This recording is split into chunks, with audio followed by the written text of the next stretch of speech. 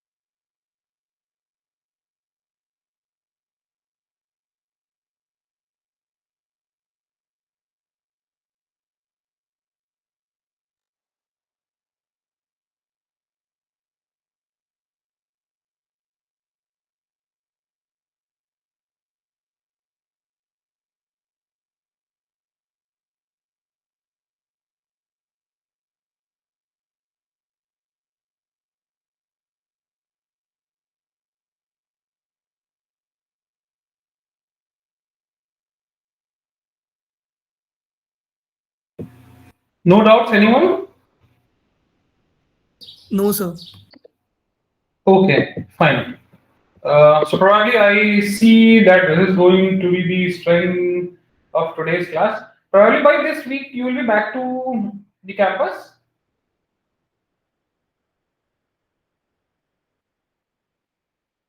No, Sir, I am not coming in February. I will be coming in March, I think. March next month. It's March.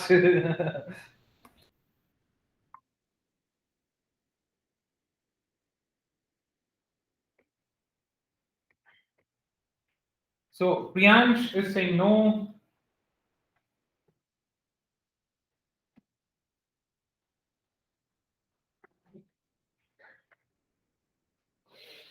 Okay, the reporting time is 23rd March. Okay, I thought it has been preponed.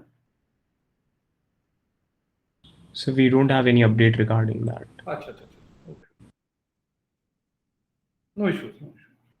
Okay, fine. Let me start then. I thought that some more people will be joining, and then we'll have in the last class. I think some of you were there, and we had the last class in our classroom, the regular one, and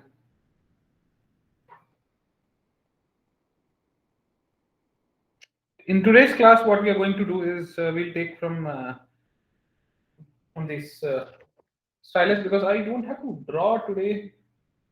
So it's like it would be best if I use my tablet to conduct this class.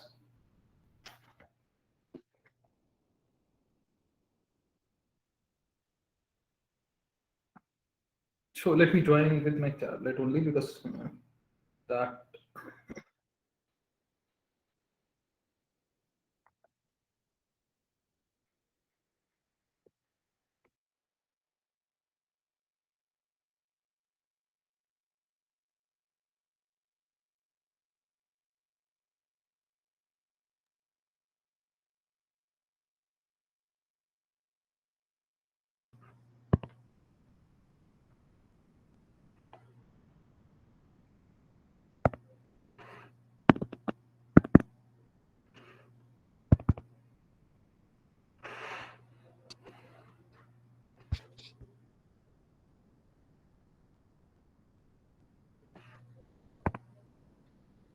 Yeah, so in today's class, we're going to go through another interesting topic.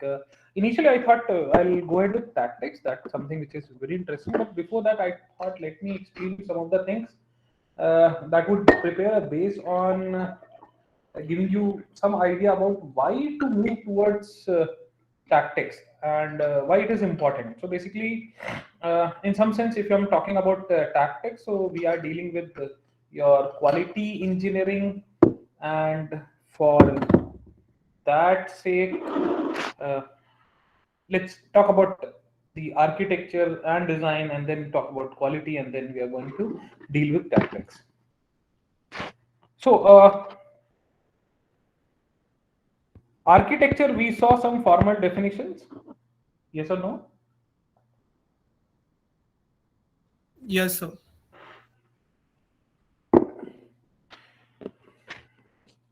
Okay, just a second. Probably I am unable to get any audio from your end. Hmm. Okay, fine. That's this is the issue. Yeah.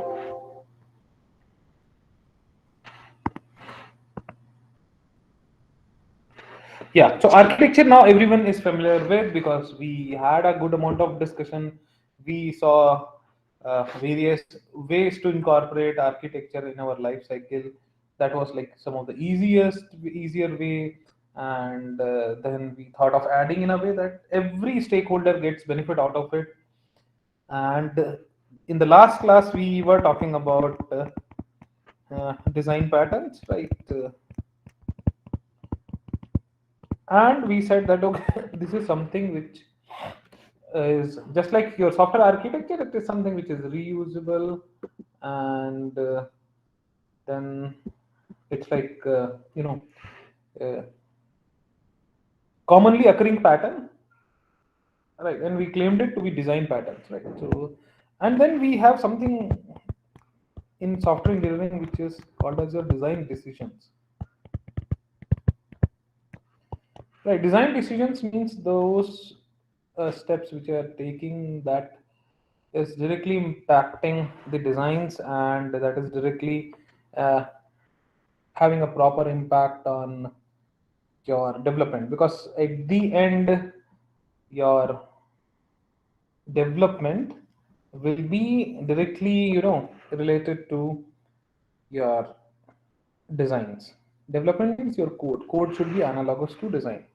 Your code should be analogous to your design. So whatever design sorry, whatever design documents you are providing, that has to do something with your design document.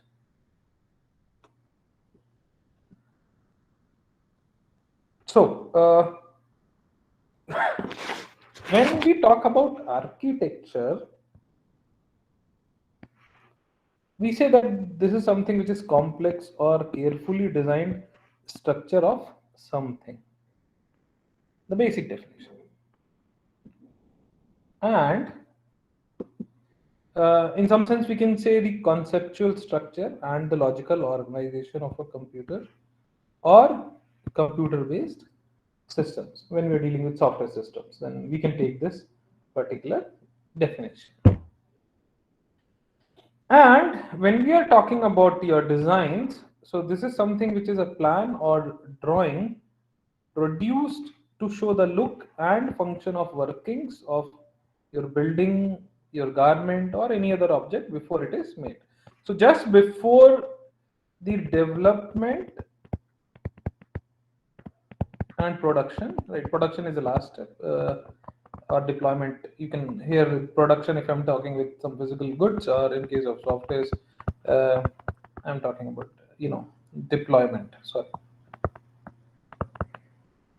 Sorry, I wrote incorrect.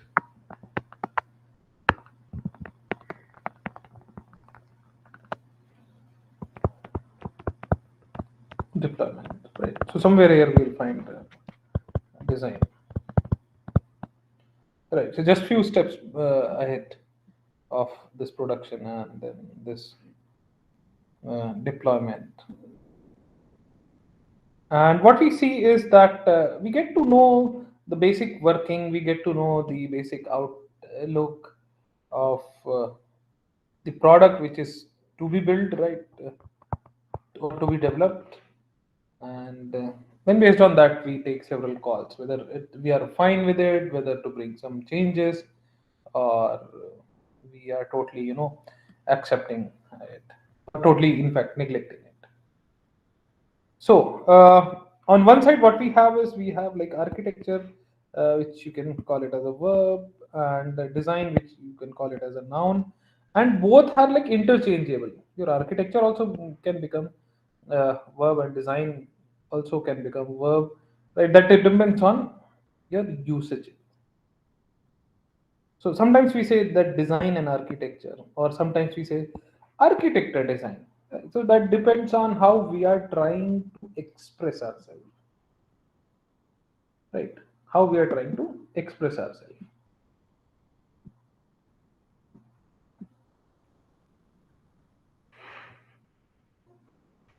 On one side, I'm saying uh, you design an architecture, right? On the other side, I'm saying can you architect a design? Now, when you Google software architecture, so you'll find these kinds of images, right? I went for an image search, right? I did this some year back, right? So uh, at that time, this kind of user interface was there. These days, you'll find a different one. But while making these slides, uh, I did. At that time, it was something like this. So what we have is like I'm giving this search in order to get yes.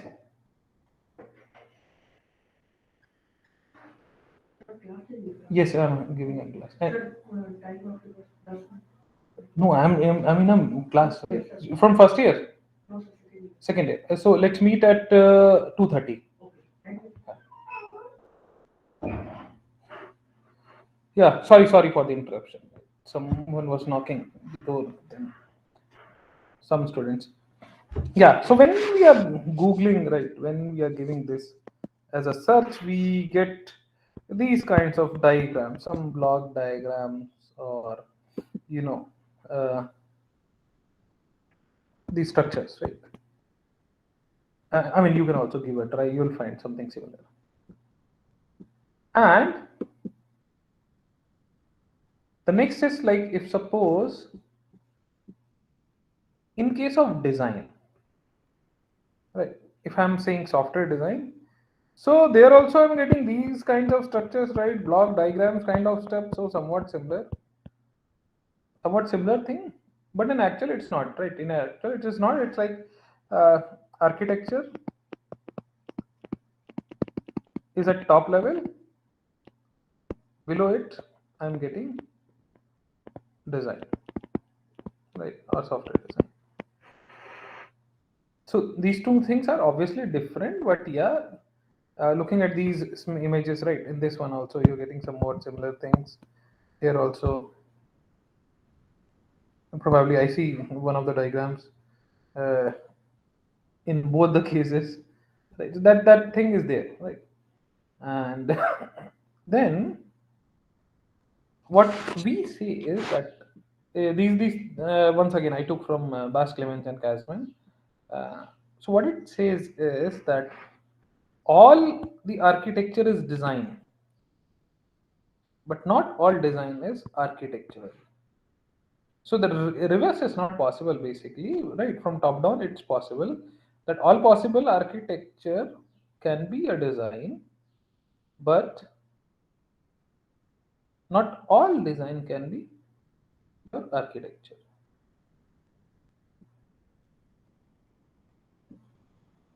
Getting my point? Any Yes, sir. doubts?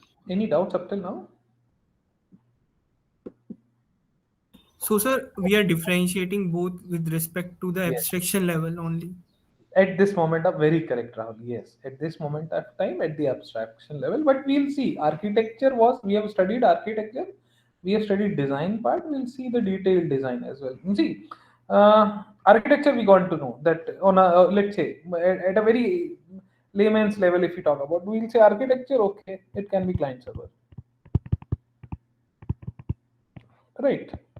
It can be two tier, which can be a client server as well, and it can be a three-tier architecture. I'm introducing a middle layer. In case of design, what we get is or detailed design. We saw several design patterns. Then you have UMLs, you have UCATs, and your class diagrams, right? So these things will be under this umbrella of your designs. And in fact, in our last class only, we saw some of the design patterns. And in fact, yeah, I just know I recalled. So in the last class, I gave one homework. How many of you went back and looked into this part? What was the homework? Sir, actually, we have to read about map reduce design pattern. Design pattern. Yeah. How many of you went back and tried to find something or other related to this? Sir, actually, I have searched, but I have not got much information. I only got like this works like parallel computation type of thing where Okay. we. Okay. So you couldn't find the design patterns, right? No worries. No worries. I'll explain in one of the classes. Yeah, probably if time left, if we will be left with some time, then I'll cover today only. A simple one, but a very interesting one. Yeah. So okay, coming back to this. So what I was saying that all architecture is design, but not all design is architectural. And then we have like architectural design versus the detailed design. So I have introduced this keyword here as well. Detailed design is something which is this, right? Your UML, UCATs, and other stuff. These things are your detailed design. So this was about architecture and design. Then what we see is that we see architectural is styles. We use this term. Then right many times even in case of let's say infrastructure wise, we say that okay, this is something which is similar to your French architectural style. This is something which is your Portuguese style, right? You go to Goa, you will find that okay, it has a very different kind of architectural. All the buildings have different kind of architectural design. You go to Pondicherry, right? There will find that okay, there is something which is a different architectural style. In similar in case of softwares also, we talk about these architectural styles, and then we have something called as design pattern. So probably I guess I don't need to throw some light as of now because there's something which is a we have covered recently, right? So design patterns we saw, architectural pattern, or sometimes we say architectural design patterns, right? Or if I'm saying architectural design patterns, so this is the same one, right? Architectural patterns, here we are only dealing with your architectural style. Now, in case of architecture, basically the scope of architecture is your components, and scope of design is your objects and classes, right? Scope of architecture is your components, right? There are various components of the architecture, because this is something which is the highest level. So there what we try to find is that what all will be the major components, right? In case of, let's say, 4 plus 1 view architecture, we were able to identify that, okay, initially in case of your logical decomposition, our ultimate idea was that logical decomposition means, here I'm talking about logical view. So don't get confused, but I'm using this term decomposition because there you might have identified that we were decomposing the, you know, uh, the entire software system into your several small modules or components. So scope of architecture is your composite components. Scope of design will be your objects and your classes. So majorly at one step lower, right? One step lower and one step more as far as detailed design are concerned. That means we are moving much closer to the development part, right? We are moving much closer towards the development part. Now, Now let's talk, because before going into details about the tactics, because there we the purpose of tactics is to improve the quality. Ultimate aim is to improve the quality. So now let's talk about your quality attributes.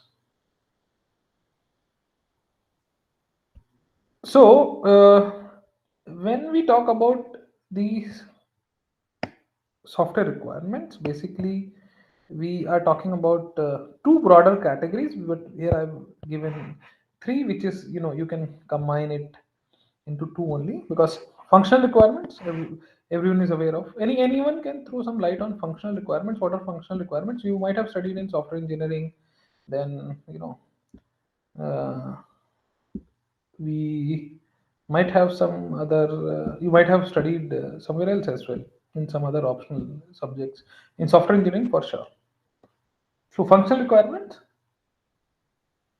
Sir, all the main requirement that the client is demanding from the software, that the Yeah. software must do these things. Yeah, sorry.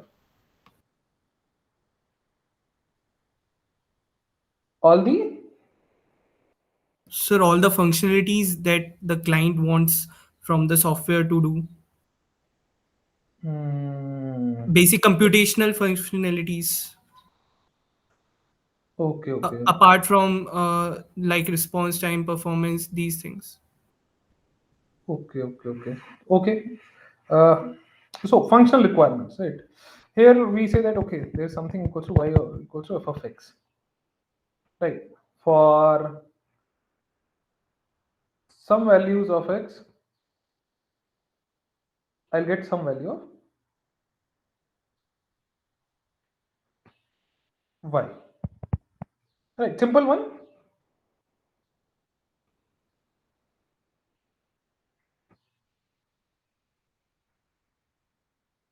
I hope you guys are with me. Yes, sir. What different? No, see, when I'm saying y equals to f of x, so what I'm saying is, for some value of x, I'll get some value of y.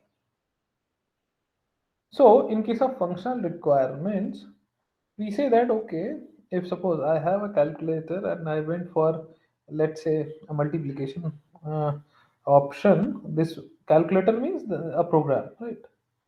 So if I'm giving 4 cross 5, so I'm expecting 20, right? And if suppose this is what I'm getting, so that's it will be satisfying your functional requirements. This is one of the case. There are so many functional requirements. Uh, Probably I should not throw some light on this. I'll give you some basic idea, because if I'll go deep into it, it will take another 1 or 2 hours for this.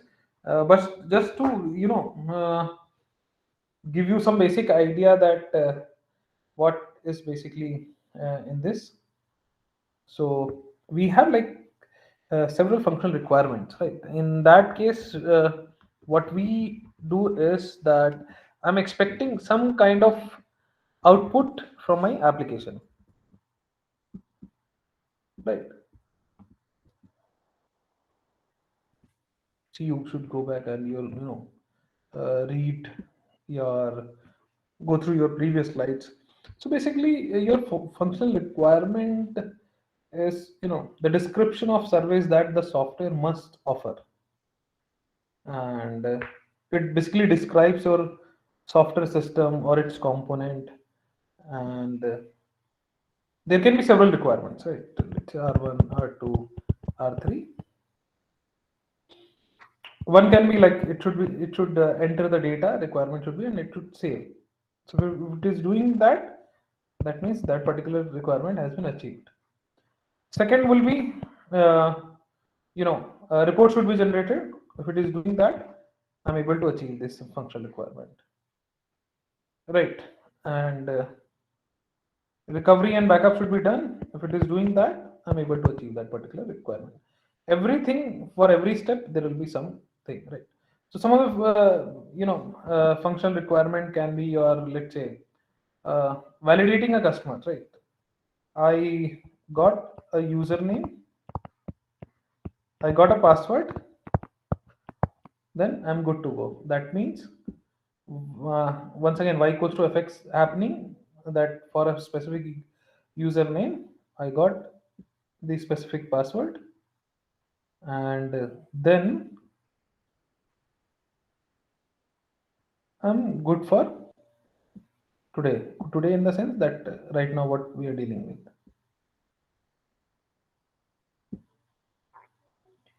Getting my point? Yes, sir. Okay. Now next is your non-functional requirements, right?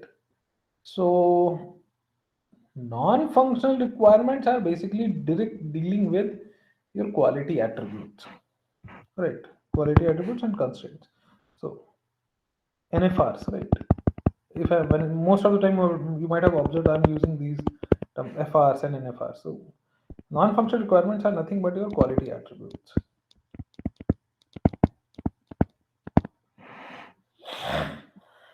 And all the accessibility, your adaptability, portability, modifiability, right? These correctness, performance is something that can fall under function and non-functional both. That depends on how you are going to specify, right? So these things are something which are dealing with your quality, because modifiability is a quality aspect, adaptability of a software application is a quality aspect, and correctnness is once again a quality aspect. Your security, your maintainability, your usability, your scalability, right? So all the accessibilities definitely come under this umbrella. So basically these things like security, reliability, performance, maintainability, scalability, usability, modifiability, and so on and so forth, these things serve as a constraints or restrictions, your constraints or restrictions on the design of the system across different backlogs.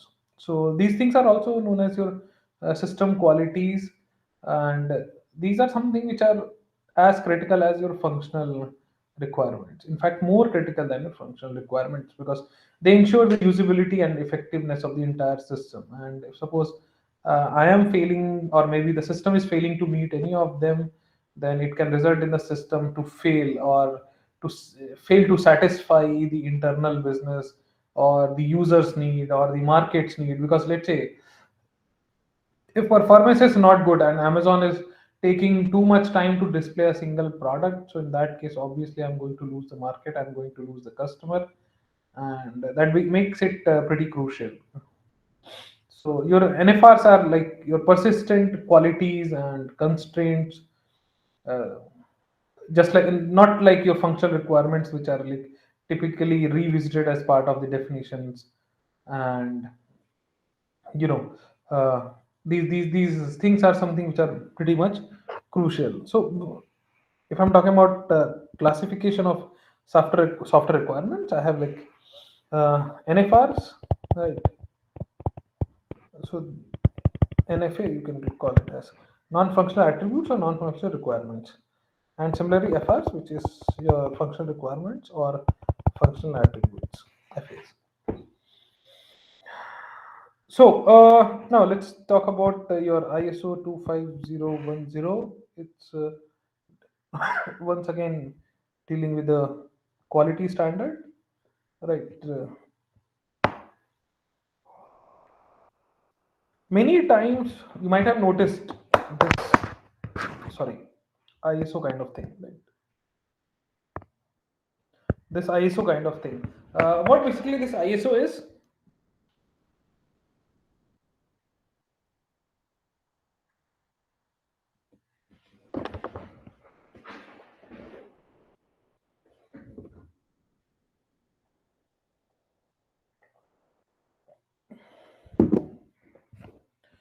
So this ISO stands for your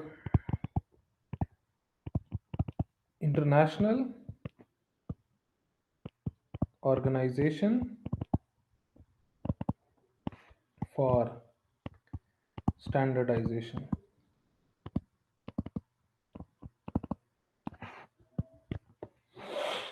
Right.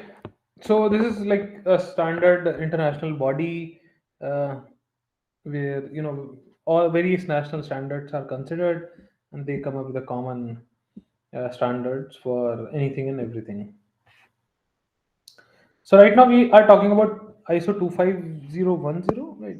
Many times you'll find 9001 something something.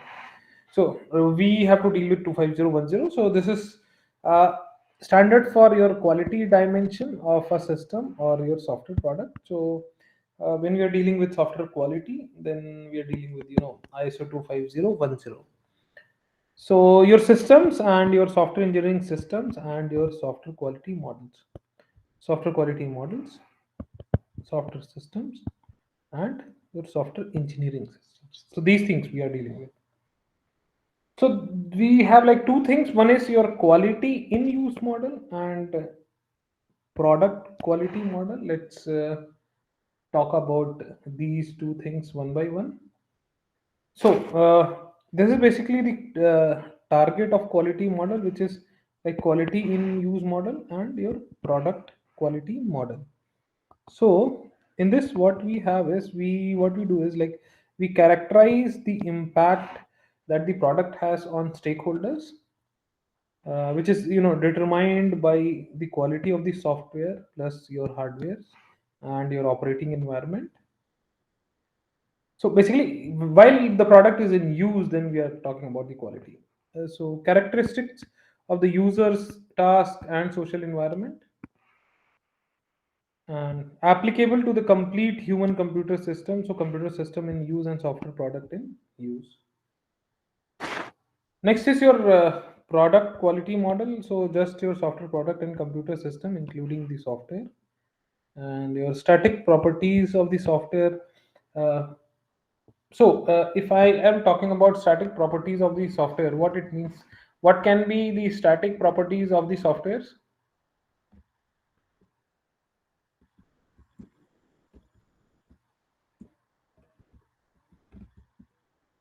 Anyone? Sir, maybe static contents like static website or something.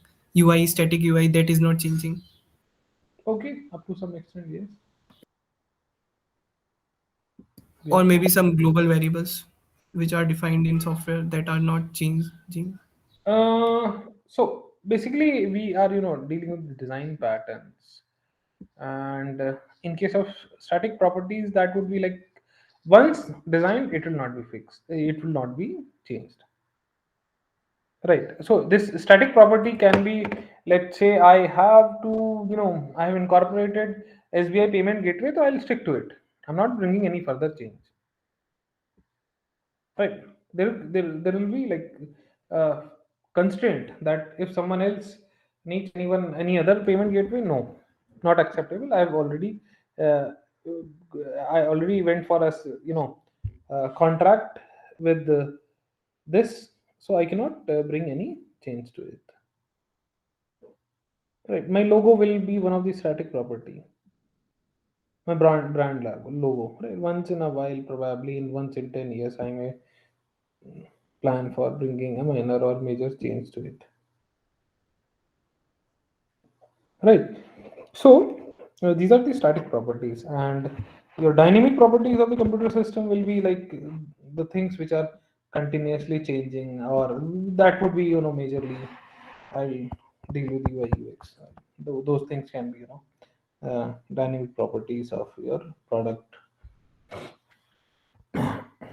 So, in case of your ISO 25010, there are like we find that there are some missing requirements. Like we have functional requirements, the basic ones, right? Y equals to fx format, and then we have like some compliance. Your some of the laws which can be or standards which can be region specific, right? It can be or maybe country specific. Right. Salman Fox laws is one of the laws which is like which says that okay, the data should be kept in specific servers and all. So that particular law, right? I'll write the name as well. Sorry,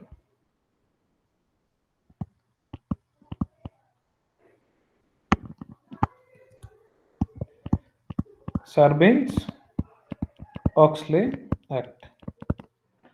So that's from the United States. So that deals with like keeping the record, keep with the corporation, and that also basically protect the investors by preventing the fraudulent accounting and your financial practices at the publicly traded company. So that thing will be there that every listed company on Nasdaq will follow this.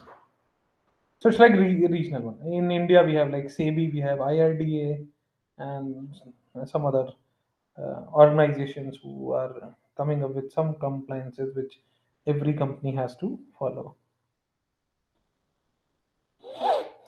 Then we have like documentation, support, and your training. So there, what we say is that in a software product is complete when I have the proper documentation, right?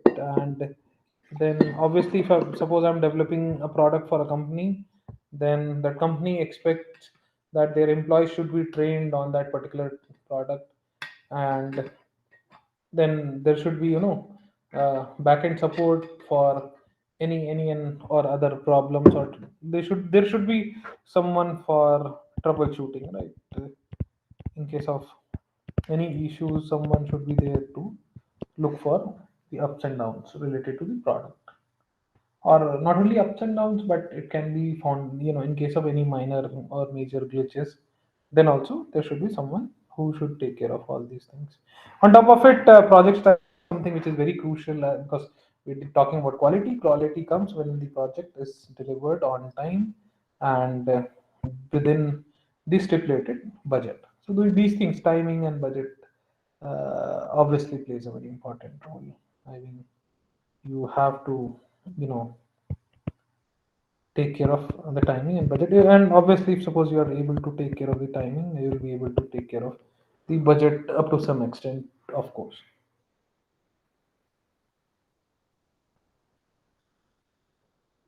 So let's talk about the usefulness of this ISO 25010. So, why were we were saying that they were missing requirements? So in the Yeah. previous, yes, sir. Many times these people don't focus on all these things, right? If suppose you are coming up with a product and you are not looking for these laws and some of the standards, there can be some implicit requirements as well. Those things are like it's very understood it should be there, but these things are missing. So all these things are now standardized under this particular umbrella.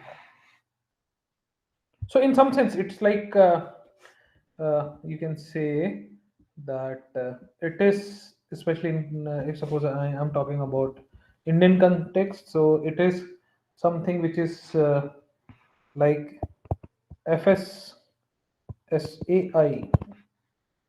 for softwares,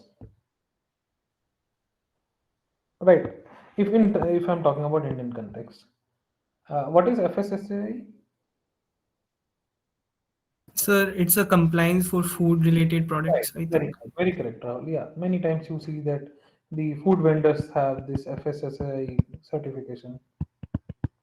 It's like Food Safety and Standard Authority of India. So they have provided certain standards related to, healthcare and family welfare, plus standards related to cleaning and cooking and all those stuff. Similarly, in case of software development, we have standardized. See, today also in India, that kind of not only in India, in case of software, it's not possible that I'll give you one example.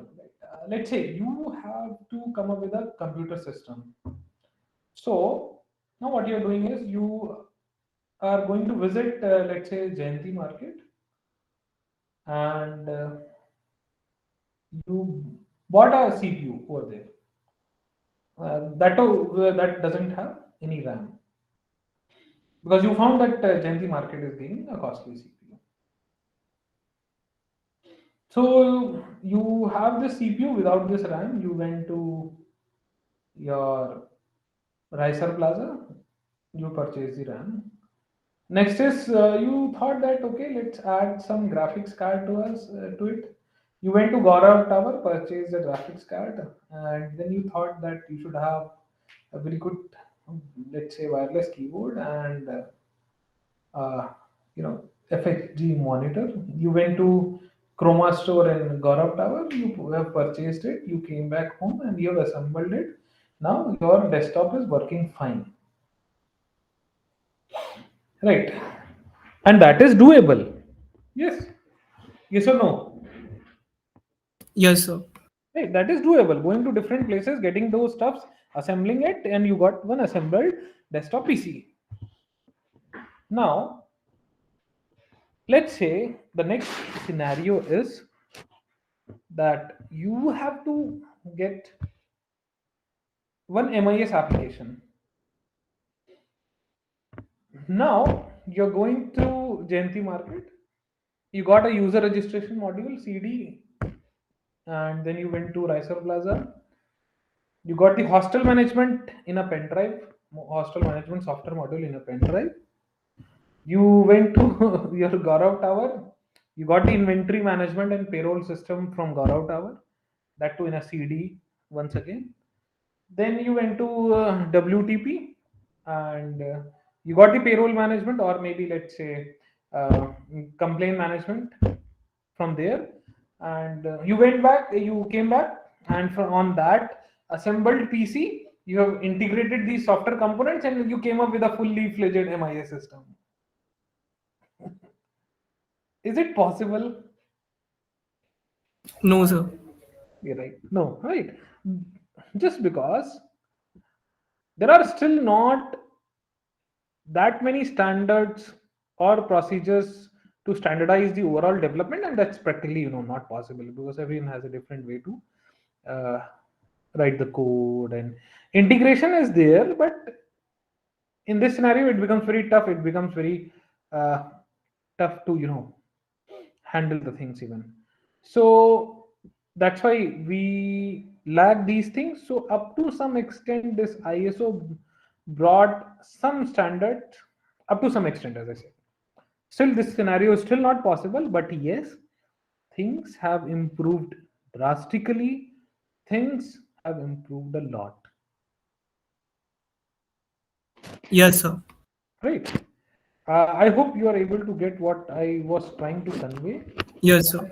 Yeah, and that's why this standardization came. And see, for everything we have some standards. See, these days, you know whether to follow or not. That's a separate thing, right?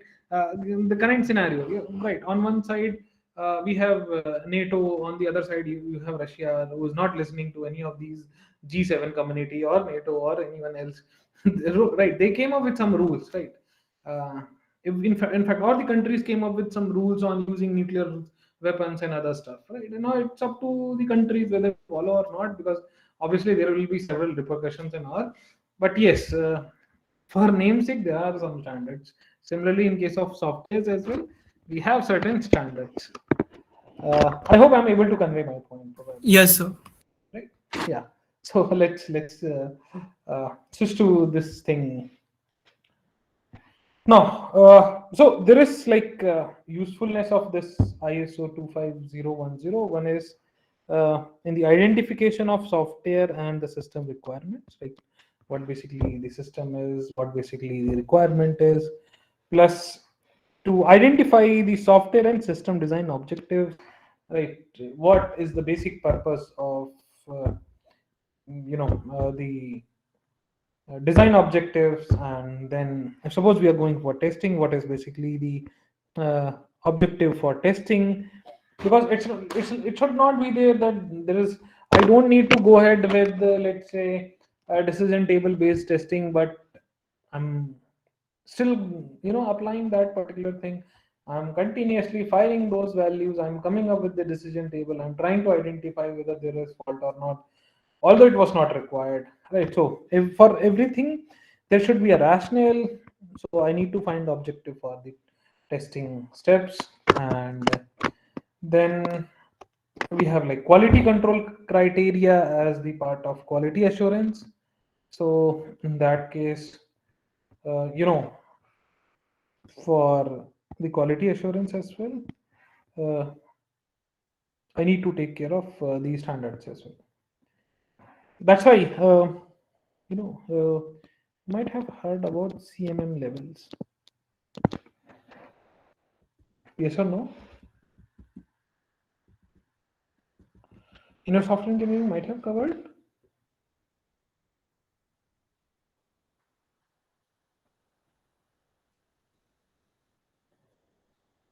No?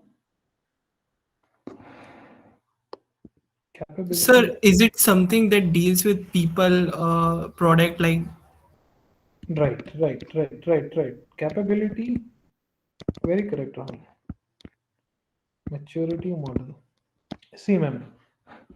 So basically, this I'll throw some light. I'll not go into details about it. Uh, so there's like it's a long continuous process improvement, which is based on some small steps to the large revolutionary innovations. And this basically CMM it provides a framework for uh, organizing these steps into 5 levels, where you have to lay the successive foundation for continuous process improvement. So quality improvement aspect we have. So we have like 5 maturity level, where we have like initial level, repeatable level, defined level, managed level, and optimized level. And so these all these levels have different usages. Like for your uh, initial level, right? One is your initial level, where the software process is like characterized as ad hoc, and sometimes it's even considered as chaotic. So few processes are defined, and your success depends on the individual efforts. And then you have like repeatable, so where basic project management processes are established to track the cost, your schedule, and your functionality. So your necessary process discipline is in place to repeat your earlier successes on projects with your similar applications. Then we have something called as defined, which is CMM level 3. So this deals with that the software process for both management and engineering activities is well documented, standardized, and then integrated into all processes of for the organization. And then we have like all projects use an approved version of the organization's standard software process for developing and maintaining the softwares. Some of the companies, come up with their own standards, so that also is expected to be followed. Then we have like managed. So in that case, detailed measure of the software process and your product quality are collected, and both the software process and your product are quantitatively understood and then further controlled. Your last one is your optimizing. That means, from the title itself, you might have got an idea that this is something which is continuous process, which is process improvement, which is enabled by quantitative feedback from the process and from piloting the innovative ideas and technologies. So based on CMM levels, uh, what we do is that we code the budget for a particular project as well. That if suppose CMM level 5 is there, obviously the cost will be very high, right? So these things are once again about quality control, quality assurance. Then we have like acceptance criteria for a software product, because there should be a well defined acceptance criteria that okay, these things are there, so I'll accept the product. If these things are missing, so I'll not accept the product, right? So this brings us that okay, what we have is that these things are to be followed, these things are to be avoided.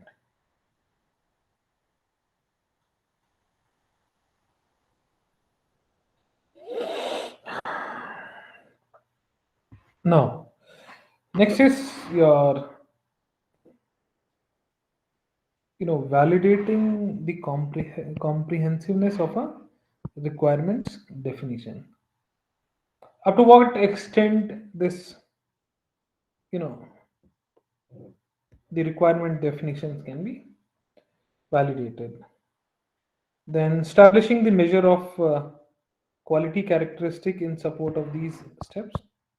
So I need to take care of this factor as well.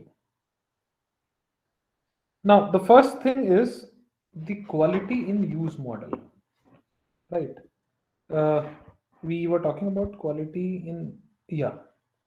These were the targets of the quality model. So one thing is we have quality in use model, where what we are trying to do is that we said that let's characterize the impact that the product has on the stakeholder.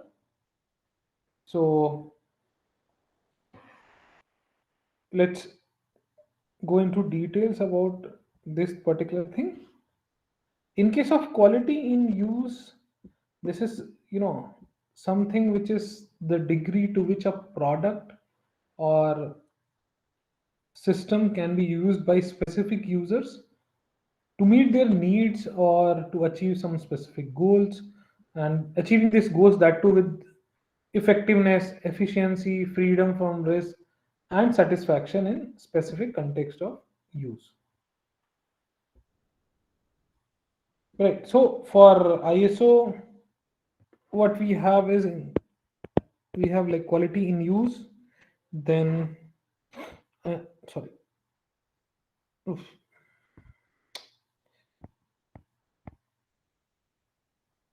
Yeah. So here what we have is we have effectiveness, we have efficiency, we have satisfaction, we have freedom from risk, and we have context coverage. In case of satisfaction, we have usefulness, trust, pleasure, and comfort. From quality in use model, basically is focusing on these impacts. Yes, class is there. So three. Yeah. Yeah. Sorry for this.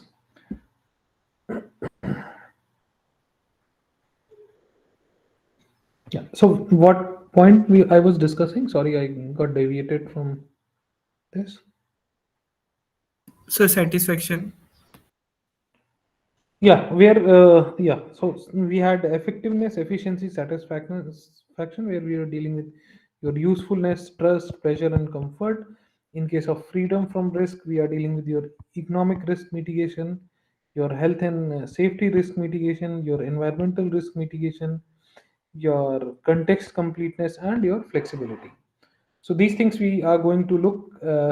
So in case of your effectiveness, it's like accuracy and completeness with which your user achieves the specified goals.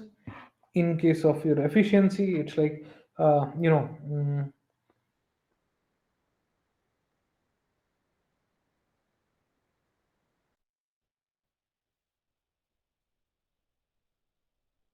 it's like there's a degree to which your user needs are satisfied. And when this satisfaction occurs, when the product or the system is used in a specific context, right? So let's say for a user who does not directly interact with the product or system, so only purpose, accomplishment, and trust are relevant. And satisfaction is for the user's response to the interaction with the product or system, and that includes your attitude towards the use of the product. So where I have is usefulness. So that is, is degree to which the user is satisfied with their perceived achievement of some pragmatic goals, then including the results of use and the consequences of its use. As far as your trust is concerned, so what we have is this basically is the degree to which a user or some other stakeholder has confidence that a product or system will behave as intended. That means it will behave normally, where uh, it will serve the purpose for which it is meant for. Everything has a purpose. So it is going to deal with this particular thing. Then we have like pleasure. So this will be like degree to which a user obtains pleasure from fulfilling their need from this project product. So needs can include your needs to acquire new knowledge and skills. Need can be related to communicate personal identity and to provoke some uh, some of the requirements which are specified. Then we have comfort, that is like degree to which the user is satisfied with the product. So that kind of thing is there. Then we have like freedom from risk, where uh, I have the degree to which a product or system mitigates the potential risk to the economic status, your human life, health, or the environment. So so in some sense, you can say that risk is basically a function of the probability of occurrence of given threat or the potential adverse consequences of that threat's occurrence. And then we have like health and safety risk mitigation. So this is basically the degree to which a product or system mitigates the potential risk to the people in the intended context of use, obviously. Then lastly, we have like environmental risk mitigation. So this deals with like degree to which a product or your system mitigates the potential risk to property or the environment in the intended context of use. And lastly, we have, yes, I forgot to add the context coverage. So this is like degree to which your product or your system can be used with effectiveness, efficiency, then freedom from risk, and satisfaction in both specified context of use and in context beyond those initially explicitly identified things. So there we have like context completeness and flexibility. In case of your context completeness, this is basically degree to which a product or system can be used with, once again, you know uh, your, you can say, effectiveness, efficiency, and so on and so forth. So basically, context completeness can be specified or measured either as the degree to which your product can be used by some specific users in order to achieve some specified goals with effectiveness, with efficiency and freedom, once again, I would say. And then, yeah, lastly, we have flexibility. So This is like degree to which a product or system can be used with, once again, your effectiveness, efficiency, freedom from risk, and satisfaction in the context, like beyond those initially specified requirements. So this can be achieved by adapting some processes for additional user groups, and your flexibility basically enables the product to take account of circumstances, opportunities, and your individual preferences. And if suppose a product is not designed for flexibility, so it might not be safe to use the product in unintended context. Your flexibility can be measured either as the extent to which a product can be used by additional types of users, and the purpose can be to achieve some additional types of goals. And then what we have is we have your product quality model. So there you have like functional suitability, your performance, your compatibility, your usability, your reliability, your security, maintainability, portability. See, frankly speaking, all these things are nothing but NFRs. Right, all these things are nothing but the NFRs. So what we have is we have like functional suitability. Sorry.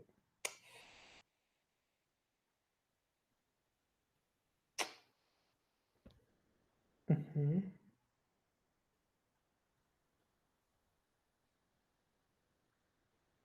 Sorry. So here we have like functional completeness, we have functional correctness, we have functional appropriateness, we have like time behavior, we have resource utilization capacity, we have coexistence interoperability, we have appropriateness, we have learnability, operability, user error protection, we have user interface aesthetics, we have accessibility. In case of reliability, we have maturity, availability, fault tolerance, and recoverability. And then in case of security, we have confidentiality, integrity, non-repudiation, accountability, and authenticity. In case of maintainability, we have modularity, reusability, analyzability, modifiability, and testability. In case of portability, we have adaptability, installability, and replaceability. Right. So this is the target of quality model. So what we have is that your product quality on this we have quality models where we have your product quality, data quality, and quality in use models. Here we have your human computer system, where on this side I have like a target computer system with hardware, non-target software, target software, target data, and non-target data. On this side, where we have like human computer system, we have primary or secondary or indirect users and the usage environments. And obviously on the outside we have the other stakeholders. So basically we'll be, all these things we are dealing with your target software and target data. So whether it is your product quality model, whether data quality model, and quality in use models. Right. So this is something which is, the strong lines are like what is measured by the model, and the dotted lines or GZ lines are the some of the factors that influence the quality in use model. Right. So this was about target of quality model. We will discuss these things further in detail in uh, our next class, because we are left with 10 minutes. So let me take some questions uh, before moving to the next slide.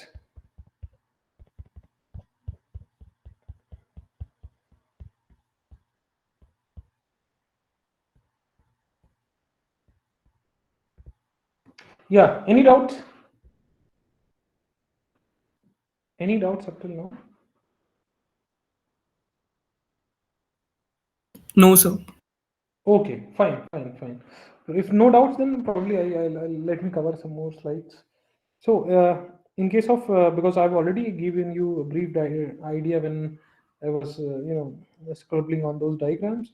So, in case of quality in use model, what we have is we have like usefulness, trust, pleasures, and all these things which we have covered. Let's formally covered. In case of effectiveness, it's like accuracy and your completeness with which your user achieves some of the specified goals. Right. Once again, I'm not going into details because I have already given a good amount of time in this. In case of efficiency, it's like resource expended in relation to the accuracy and completeness with which user achieves the goal. So some of the relevant Resources can include time to complete the task, materials, or the financial cost. So any live example from your day-to-day life for effectiveness?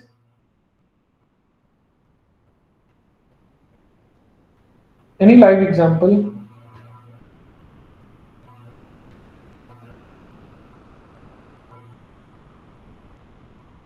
So like if we are visiting some website and it should not give any 404 not found error like these errors. Correct. Very correct. Very exact. I was expecting this kind of answer only. Right. Now, so yeah, probably I'll cover these things then in the next class. And oh, this needs time. Yeah, in fact, I would suggest that you should inform your batchmates also. In the next class, we'll finish this. Along with this, we are going to talk about, any another interesting topic, which is tactics. That would take 1 or 2 classes. So probably we'll finish tactics before your mid semesters. Yeah, we are left with 2 classes. Yeah, so on first and third, we'll finish these things as well. Then let's take some doubts, and then we'll finish today's lecture.